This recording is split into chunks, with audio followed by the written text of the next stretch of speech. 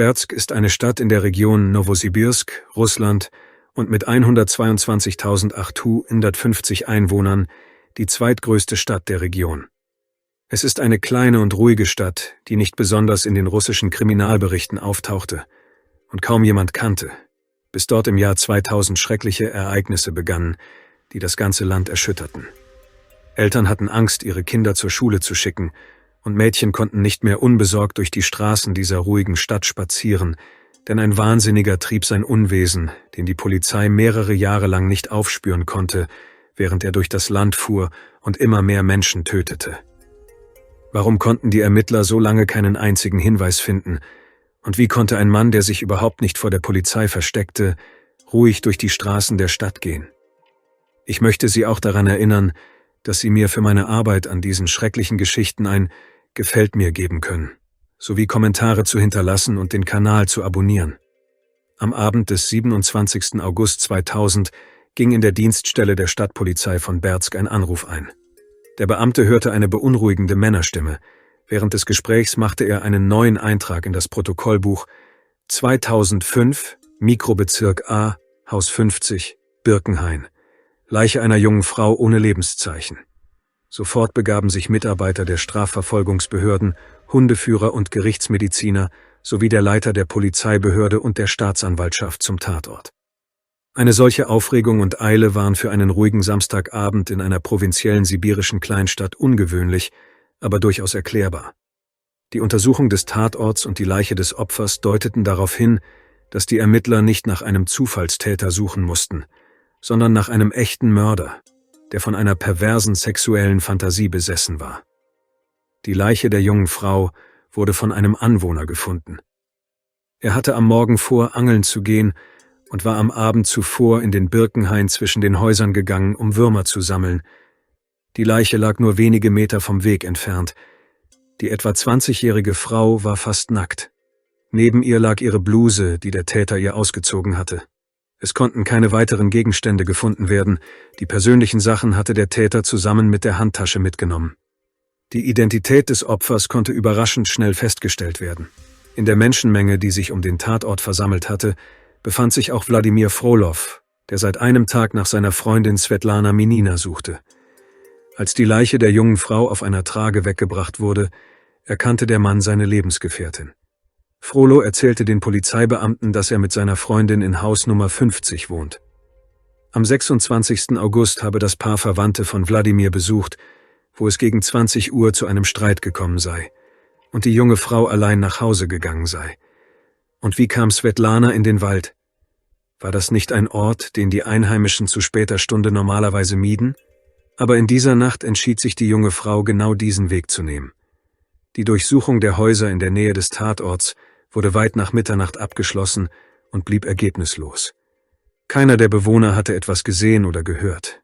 Ein ausführliches Gespräch mit dem jungen Mann des Opfers ergab, dass die verstorbene Svetlana neben ihrer Kleidung eine Handtasche, Silberschmuck und eine Uhr bei sich hatte. Die Gerichtsmediziner stellten fest, dass Svetlana fast einen Tag vor ihrer Entdeckung ums Leben gekommen war. Das bedeutet, dass sie eine halbe Stunde nach dem Abschied von ihrem Freund getötet wurde. Nach der Vergewaltigung wurde das Opfer erwürgt. Die Ermittler kamen zu dem Schluss, dass die junge Frau entweder von einem attraktiven jungen Mann oder einem Bekannten in den Wald gelockt worden war, da sie nicht versucht hatte zu fliehen oder um Hilfe zu rufen. Das Opfer hatte einfach keine Zeit gehabt, sich zu wehren.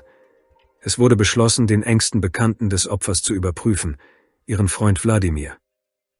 Die Ermittler interessierten sich für die Details ihres Streits, der sich bei Verwandten ereignet hatte. Unmittelbar nach dem Streit ging Svetlana allein nach Hause und Wladimir verließ die Feier ebenfalls. Er hatte zum Zeitpunkt der Tat kein festes Alibi. Theoretisch hätte Wladimir seine Freundin einholen und den Streit fortsetzen können, der aus Eifersucht oder Rache in Misshandlung und Mord eskalierte. Die Ermittler entwickelten eine zuverlässige Methode, um diese Version zu überprüfen. Zu diesem Zeitpunkt lagen bereits die Ergebnisse aus dem Labor vor. Neben mechanischer Erstickung bestimmten die Experten anhand der Spermaprobe die Blutgruppe des Täters, die nicht mit der von Wladimir übereinstimmte. Daher wurde der junge Mann als unschuldig entlassen. Die Ermittler überprüften alle Verwandten, Freunde und Bekannten, die sie ausfindig machen konnten, auf eine mögliche Beteiligung an dem Tod. jedoch ohne Ergebnis. Die Ermittler kamen zu dem Schluss, dass der Mörder doch ein Fremder war. Nach einer erneuten Überprüfung der Daten vom Tatort stellten die Ermittler fest, dass der Angreifer, da die Tat in der Nähe des Hauses des Opfers begangen wurde, entweder keine Angst hatte, gesehen zu werden, oder sich nicht bewusst war, dass er gesehen werden könnte.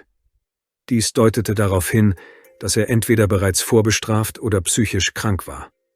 Es wurde beschlossen, alle Personen mit sexuellen Abweichungen, die in Kliniken registriert waren, sowie Personen, die zuvor wegen eines ähnlichen Delikts verurteilt worden waren, zu überprüfen.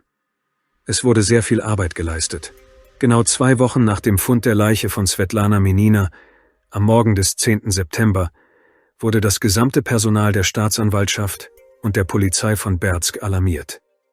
Diesmal wurde eine Leiche in einem Wald in der Nähe des Ufers des Obmeeres, unweit eines Wanderwegs, gefunden. 5 Meter entfernt wurde die Leiche einer jungen Frau gefunden. Das Bild, das sich bot, unterschied sich kaum von dem Verbrechen 2 Wochen zuvor. Die junge Frau war misshandelt und getötet worden. Neben der Leiche wurde eine braune Tasche mit einer Aufschrift in englischer Sprache gefunden. Mehr konnte nicht entdeckt werden. Um auch nur den geringsten Hinweis zu finden, bat die Staatsanwaltschaft ihre Kollegen aus der Bezirkshauptstadt um Hilfe. Über 100 Soldaten der Innenstreitkräfte durchkämmten den Wald. Bald darauf fanden sie in Richtung des Stadtteils A ein blutbeflecktes Halstuch, eine Wodkaflasche, braune Damenschuhe, eine schwarze Handtasche und eine Reihe von Damenaccessoires. Alle Gegenstände waren im Umkreis von 200 Metern verstreut. Der Zusammenhang zwischen den beiden sehr ähnlichen Verbrechen war offensichtlich, und die Schlussfolgerungen waren ernüchternd. In der Stadt war ein Wahnsinniger am Werk. Zu diesem Zeitpunkt hatten die Ermittler bereits das 3. Opfer des Täters gefunden, allerdings nicht auf den Straßen von Berzk, sondern in den Regalen eines Archivs, in den Akten eines ungelösten Mordfalls an der 16-jährigen Studentin Anastasia Fatkova von der Pädagogischen Universität Nowosibirsk. Die Tat war fast 1 Jahr zuvor begangen worden. Das Opfer wurde am selben Ort gefunden, im Mikrobezirk A, vor dem Haus Nummer 1. Der Überfall war dreist. Er ereignete sich in den Büschen, 30 Meter von einer Bushaltestelle entfernt, gegen 6 Uhr morgens, als die Menschen bereits auf dem Weg zur Arbeit waren. Das Tatbild wies sehr spezifische Merkmale auf: Misshandlung, Tötung durch Ersticken und spurloses Verschwinden aller persönlichen Gegenstände. Die Ermittlungen zu diesen 3 Verbrechen wurden zu einem Strafverfahren zusammengefasst. Über die lokalen Medien wurden die Einwohner über Vorsichtsmaßnahmen informiert, da ein Mörder in der Stadt sein Unwesen trieb, und es wurden die Merkmale des letzten Opfers bekannt gegeben, in der Hoffnung, dass dies zur Identifizierung der Täterin beitragen würde. Die gesamte Bevölkerung von Berzk war in Aufruhr. In der Dunkelheit patrouillierten Polizisten und Freiwillige in der Stadt. Eltern ließen ihre Kinder, insbesondere Mädchen, nicht auf die Straße und holten sie nach dem Unterricht ab. Die Stadtverwaltung entwickelte einen Plan zur Verstärkung der Sicherheit für den bevorstehenden Feiertag, den Tag der Stadt. Dieser Ausdruck Tag der Stadt tauchte bald in der Strafakte auf. Am 11. September wandte sich Wladimir Samokwalow an die Polizei und teilte mit, dass seine Tochter vor ein paar Tagen zur Probe gegangen und nicht zurückgekommen sei. Der Mann kam, um sich die Leiche anzusehen, das im Radio beschrieben wurde, und erkannte darin seine Tochter. Die 22-jährige Tatjana Samokwalowa studierte am Konservatorium in Nowosibirsk im Fach Blasinstrumente. Ein seltsamer Gegenstand, der neben ihrer Leiche gefunden wurde, war eine Flötenhülle. Samokwalowa war eine unabhängige Frau. Sie hatte einen jungen Freund, bei dem sie gelegentlich übernachtete. Aus diesem Grund bemerkten ihre Eltern das Verschwinden ihrer Tochter nicht sofort. Der Vater der jungen Frau erzählte den Ermittlern, dass seine Tochter brav gewesen sei, keine zweifelhaften Bekanntschaften gehabt habe, eine gute Schülerin gewesen sei und Flöte gespielt habe. Wie die teleskopische Untersuchung der neben der Leiche gefundenen Gegenstände ergab, gab es keine Anhaltspunkte. Die Ermittler fanden heraus, dass das Mädchen gegen 22 Uhr das Kulturzentrum, in dem die Probe stattfand, verlassen hatte und wenig später, wie ihre Vorgängerinnen, von einer belebten Straße auf einen abgelegenen Waldweg abgebogen war. Alle 3 Mädchen wurden in relativer Nähe zueinander gefunden, weshalb die Ermittler vermuteten, dass der Mörder in der Nähe wohnte. Mit Hilfe der Ermittler erstellten Spezialisten ein psychologisches Profil des Verdächtigen, in dem sie ein sehr wichtiges Detail festhielten, das den Täter besonders anzog. Die Beschreibung lautete wie folgt: Der Mörder fühlte sich zu schüchternen, schlanken Brünetten im Alter von etwa 25 Jahren hingezogen. Diese Informationen wurden sofort an die Medien weitergeleitet und von der Einsatzgruppe zur Kenntnis genommen. Die Ermittlungsgruppen überprüften zahlreiche Pfandhäuser und mehrere hundert Personen. Im Zuge dieser Arbeit wurden noch mehrere Dutzend weitere Verbrechen aufgeklärt, aber im Fall des Mörders wurde nichts gefunden. Bald geriet ein merkwürdiger Mann ins Visier der Ermittler. 4 Monate lang, von Mai bis September, mietete ein gewisser Hellseher, der nur Frauen empfing, regelmäßig eine Wohnung in der Krasnaja-Sibir-Straße 104. Der verdächtige Mann hieß Nikolai Voronow. Während aller 3 Verbrechen hielt er sich in Berzk auf und konnte dank seines Berufs leicht das Vertrauen der Frauen gewinnen. Als er von dem Interesse der Polizei an seiner Person erfuhr, eilte der Mann selbst zu ihnen, um sich von allen Verdächtigungen zu befreien, was ihm auch gelang. Bald waren alle Spuren verfolgt, aber die Ermittler konnten den wahren Täter nicht finden. Sie kamen zu dem Schluss, dass der Täter entweder die Stadt verlassen hatte oder von der Fahndung erfahren hatte und sich versteckt hielt. Aufgrund der langen Ruhepause des Täters wurden die Sicherheitsmaßnahmen in der Stadt aufgehoben und Berzk kehrte zu seinem gewohnten Rhythmus zurück. Die Polizisten waren sich jedoch bewusst, dass der Täter früher oder später wieder auftauchen würde.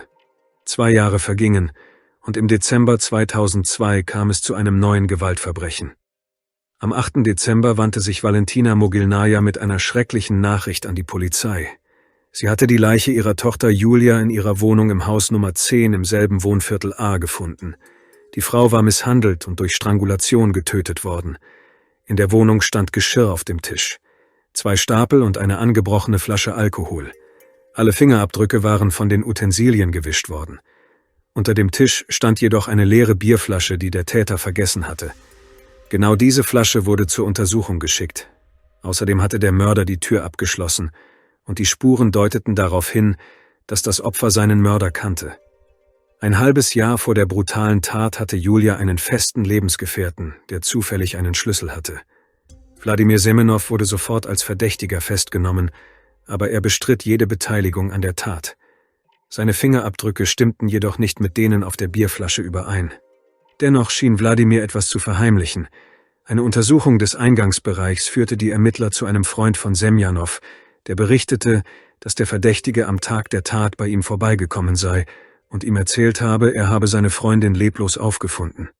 Er ging nicht zur Polizei, da er überzeugt war, dass man ihm als Vorbestraftem nicht glauben und ihm alles in die Schuhe schieben würde. Die Gerichtsmediziner stellten fest, dass die Frau am 7. Dezember gestorben war. Für diesen Tag hatte Wladimir jedoch ein Alibi. Außerdem wurde anhand von Sperma am Opfer die Blutgruppe der Frau ermittelt, die nicht mit der des Verdächtigen übereinstimmte. Dies entlastete ihn endgültig und die Ermittlungen gerieten erneut ins Stocken. Bald kamen die Ergebnisse der Fingerabdruckuntersuchung. Der Abgleich der Fingerabdrücke führte die Ermittler zu einem Mann, der wiederholt in der Ausnüchterungszelle gewesen war, einem gewissen Alexei Gaskow. Die Polizisten, die zu seinem Wohnort fuhren, nahmen den Verdächtigen fest. Dieser bestritt zunächst jede Beteiligung am Tod des Opfers, gab dann aber zu, dass er sie versehentlich getötet habe, ohne dies zu wollen. Alexeis Blut stimmte auch mit dem Blut des Täters überein, ebenso wie mit dem Blut des Serienmörders, nachdem seit mehr als 2 Jahren gefahndet wurde. Der Mann wurde auf seine Beteiligung an weiteren Morden überprüft. Später unterschrieb Gaskow ein Geständnis für alle Verbrechen. Die ganze Aufmerksamkeit der Stadt war auf die Suche nach dem Serienmörder gerichtet, nachdem so lange gesucht worden war. Zunächst verlief alles so, wie es sich die Ermittler vorgestellt hatten. Der Verdächtige gab die Tatorte aller Verbrechen an. Doch später tauchten Unstimmigkeiten auf. Als es um die Umstände und die Vorgehensweise der Morde ging, begann Gaskow zu stottern und sich in seinen Aussagen zu verheddern. Er nannte Details, die im Widerspruch zu den bei der Untersuchung der Tatorte gewonnenen Erkenntnissen standen. Eine genauere Antwort darauf, ob Alexei an allen 4 Verbrechen beteiligt war, konnte jedoch erst nach einer genetischen Untersuchung gegeben werden. Einige Wochen später fällten die Gerichtsmediziner ihr Urteil.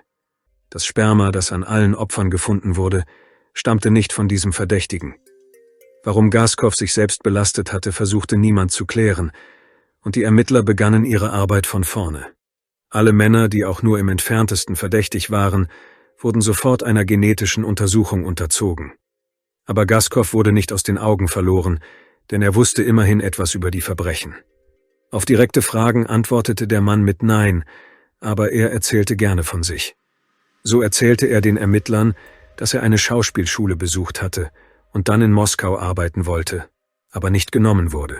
Daraufhin schickten die Strafverfolgungsbehörden eine Anfrage nach Moskau, wo man ihnen mitteilte, dass am 8. November 2002, als Gaskow noch in der Hauptstadt war, in der Nähe von Moskau eine 23-jährige peruanische Studentin missbraucht und getötet worden war. Das Verbrechen blieb unaufgeklärt. Um an diesem Fall zu arbeiten, kamen Ermittler aus Moskau, um mit Gaskow zu arbeiten. Es gab mehrere Übereinstimmungen. Erstens wohnte Alexei 5 Minuten vom Wohnheim der jungen Frau entfernt. Zweitens war er sofort weggefahren, nachdem sie leblos aufgefunden worden war. Nach einem Gespräch mit den Ermittlern gestand der Verdächtige die Tat an der Peruanerin, aber auch eine genetische Untersuchung bestätigte seine Beteiligung an diesem Verbrechen nicht. Doch damit war seine Geschichte noch nicht zu Ende. Später wurde Alexei Gaskow wegen Missbrauchs noch eines jungen Opfers zu 10 Jahren und 6 Monaten Haft verurteilt. An einem frühen Septembermorgen, nach langer Zeit, kam es zu einer neuen Wendung in dem Fall. In der Nacht kam eine Frau zur Polizeistation in Berzk, die 30-jährige Marina Vlasova, die angab, dass man sie missbrauchen und töten wollte. Die Geschädigte erzählte, wie sie spät abends nach Hause gegangen war. Unterwegs traf sie Bekannte, in deren Begleitung sich ein unbekannter junger Mann befand. Dieser war leicht betrunken, fröhlich und gesprächig, nannte sich Mischa und bot Marina an, sie nach Hause zu begleiten. Sie willigte ein. Nach einem kurzen, netten Gespräch zog der Mann seine Begleiterin in die Büsche, bedrohte sie mit Gewalt, vergewaltigte sie und zwang sie anschließend, sich zu säubern und mit ihm weiterzugehen. Nach einiger Zeit wiederholte sich die Vergewaltigung, doch das Opfer wehrte sich nicht mehr. Dies lenkte offenbar die Aufmerksamkeit des Täters ab. Marina gelang es, sich zu befreien und zu fliehen. Die Frau rannte bis zur Straße. Sie trug nur ein Unterhemd. Dort hielt sie ein Auto an. Vlasova ging nicht sofort zur Polizei, weil sie sich schämte, aber als sie im Fernsehen hörte, dass es sich um einen Serienvergewaltiger handelte, wollte sie den Ermittlern helfen, ihn zu finden. Von den Freunden des Mannes erfuhren die Ermittler seinen Namen, Michail Judin, und seine Adresse. Haus 18, Oktyabrskaja Straße, Wohnsiedlung. Bald darauf wurde der neue Verdächtige auf dem Revier vernommen. Judin bestritt die Nähe zu der Frau nicht, behauptete jedoch, dass alles einvernehmlich gewesen sei. Dem Festgenommenen wurde Blut zur Analyse abgenommen und er wurde gegen eine Meldepflicht auf freien Fuß gesetzt. Allerdings wurde er sofort verdeckt überwacht. Während der einwöchigen Observation fiel den Ermittlern nichts Ungewöhnliches an Judin auf. Er versuchte nicht zu fliehen. Die Ermittler begannen bereits zu glauben, dass sie wieder auf der falschen Fährte waren. Ein paar Wochen später kam die Antwort aus dem Labor und sie war sensationell. Alle Proben aus den Verbrechen stimmten mit Judins DNA überein. Die Miliz nahm Michail erneut fest und durchsuchte seine Wohnung. Dort fanden sie unter einer Vielzahl unbekannter weiblicher Gegenstände die Uhr des ersten Opfers. Die Durchsuchung der Wohnung war jedoch nicht alles, was die Ermittler taten. Sie fanden heraus, dass Judin einen alten Schuppen besaß.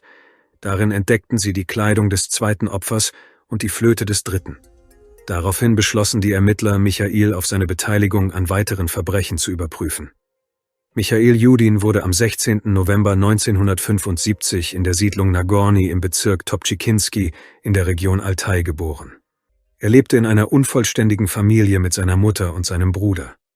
Nach dem Abschluss der 8. Klasse der Mittelschule leistete er seinen Wehrdienst.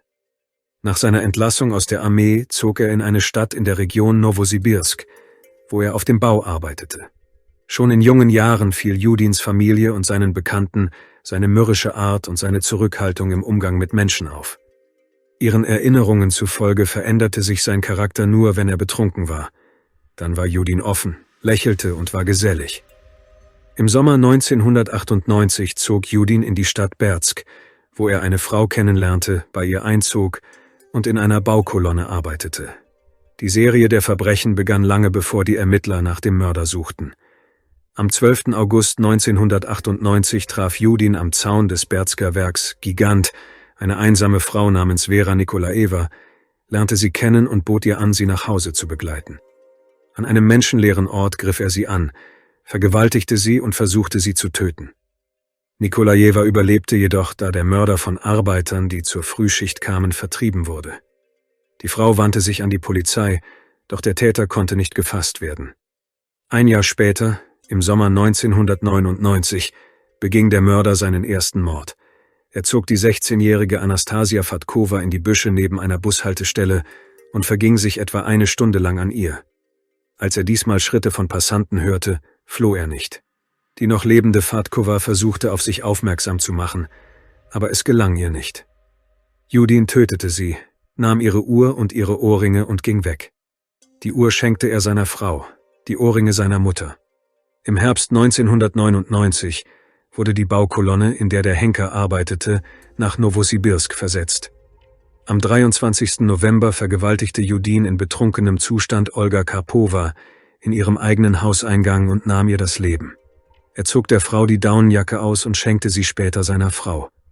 Einen Monat nach dem Angriff auf Karpova wurde Judin wegen versuchten Raubes festgenommen und im Februar 2000 zu 3 Jahren Haft verurteilt, aber 3 Monate später im Zusammenhang mit der Wahl des russischen Präsidenten amnestiert. Am 14. Juli 2000 kam Judin frei und Ende August beging er die Tat, mit der seine Fahndung begann. Der Mörder gestand den Ermittlern 5 Morde und 23 Raubüberfälle. Raub und Körperverletzung. Eine forensisch-psychiatrische Untersuchung stellte fest, dass Michail Judin voll zurechnungsfähig und im Besitz seiner geistigen Kräfte war. Am 7. Juni 2004 wurde der Fall vor Gericht gebracht, das Michail Judin am 2. Dezember zu lebenslanger Haft in der Strafkolonie Polarnaja Sowa verurteilte. Später legte Michail Judins Anwalt Berufung ein, woraufhin der oberste Gerichtshof Russlands das Urteil unverändert bestätigte. Danke fürs Zuschauen und passen Sie auf sich auf.